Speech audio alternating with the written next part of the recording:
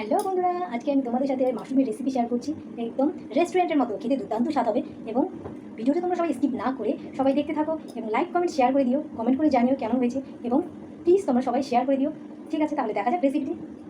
কিছু মাশরুম নিয়েছি, মাশরুমটি ভালোভাবে ধুয়ে নিয়েছি। ধুয়ে নিয়ে দেখুন, তারপর কিছু একটু লবণ দিলাম সামান্য পরিমাণ, তারপর হলুদ গুঁড়ো দিলাম, লঙ্কা গুঁড়ো, জিরে গুঁড়ো, ধনে গুঁড়ো, কিছুটা ময়দা দিয়ে দিলাম। ময়দা দিয়ে এটাকে মেখে ম্যারিনেট করে মেখে রেখে দেবো 5 মিনিটের মতো। এটাকে রেখে দেবো। রেখে দেওয়ার পর দেখুন, কড়াইটা বসিয়ে দিলাম।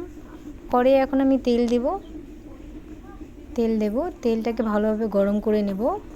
গরম করে কড়াইটাকে ভালোভাবে গরম করে নেব, যাতে কড়াইয়ে না লেগে যায়, মাশরুমটা ভাজার সময় কড়াইয়ে না লেগে যায়। এটার জন্য আমি ভালোভাবে কড়াইটাকে গরম করে নিচ্ছি। দেখুন, এবার ম্যারিনেট করে রেখেছি এই মাশরুমটা এখন আস্তে আস্তে আমি তেলের উপর ছেড়ে দেব। তেলের উপর ছেড়ে দিয়ে একটু হালকা নেড়ে চেড়ে নেব।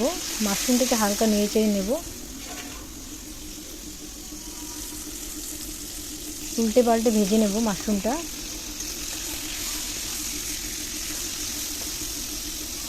উল্টে পাল্টে ভেজে নেওয়ার পর দেখুন, এদিকে আমি একটু ঢাকাও দিয়েছিলাম মাশরুমটা, এটা আমি দেখাইনি। তারপর এদিকে পেস্ট করার জন্য 2টো পেঁয়াজ, 1টা টমেটো, 3টা কাঁচা লঙ্কা হালকা পেস্ট করে নিয়েছি। তারপর দেখুন, এখানে লং, 2টো এলাচ, 4টে গোলমরিচ, 2টো দারুচিনি, গোটা জিরা, 3টে শুকনো লঙ্কা আমি দিয়ে সেটা আমি তেলের মধ্যে দিয়ে দিব। দেখুন, এদিকে পেস্ট তৈরি হয়ে গেছে আমার। এবার তেলের মধ্যে এই গরম তেলে সম্পূর্ণ গোটা মশলাগুলো দিয়ে দিলাম। গোটা মশলাগুলো দিয়ে ভালোভাবে নেড়ে চেড়ে এটাকে ভালোভাবে ভেজে নিয়ে এবার আমি পেস্ট দিয়ে দিচ্ছি। তো তখন পেঁয়াজ, টমেটো যে পেস্ট করেছিলাম পেস্টটা দিয়ে দিলাম। পেস্টটা দিয়ে দেওয়ার পর একটু নেড়ে চেড়ে নিচ্ছি, ভালোভাবে ভেজে নিচ্ছি পেস্টটাকে। তারপর দিয়ে দিলাম লবণ হলুদ দিয়ে আবার নেড়ে চেড়ে নিলাম।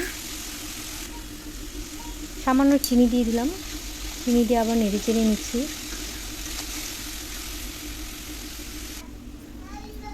তারপর এখানে আমি কয়েকটা কাজু নিয়েছি, কাজু পেস্ট করার জন্য। এদিকে আবার এসে আমি হালকা নেড়ে চেড়ে দিলাম।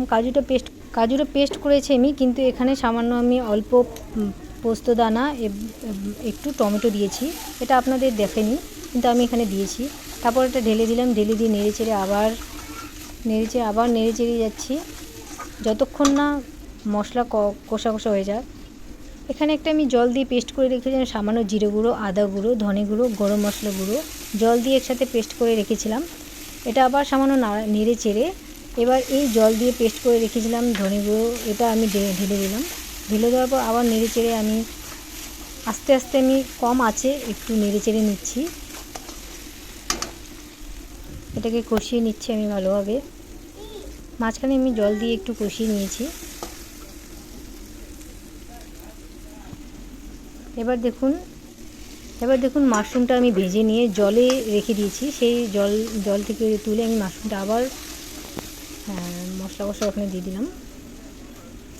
তারপর দেখুন, আমি মশলা ধুয়ে রাখা জলটা দিয়ে দিচ্ছি। জলটা দিয়ে আবার আমি একটু ধিমে আঁচে সেটাকে আবার জ্বালিয়ে নিচ্ছি। দেখুন, মশলার গ্রেভিটা কত সুন্দর এসেছে। দিয়ে দেওয়ার পর আমি আবার 5 মিনিট ঢাকা দিয়ে রাখবো। 5 মিনিট ঢাকা দিয়ে রাখার পর দেখুন মশলাটা কীভাবে হলো, কত সুন্দর গ্রেভি হয়েছে।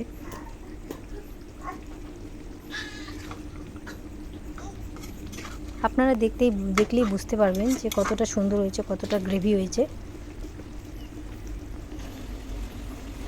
দেখুন, এবার আমি নামিয়ে নিলাম।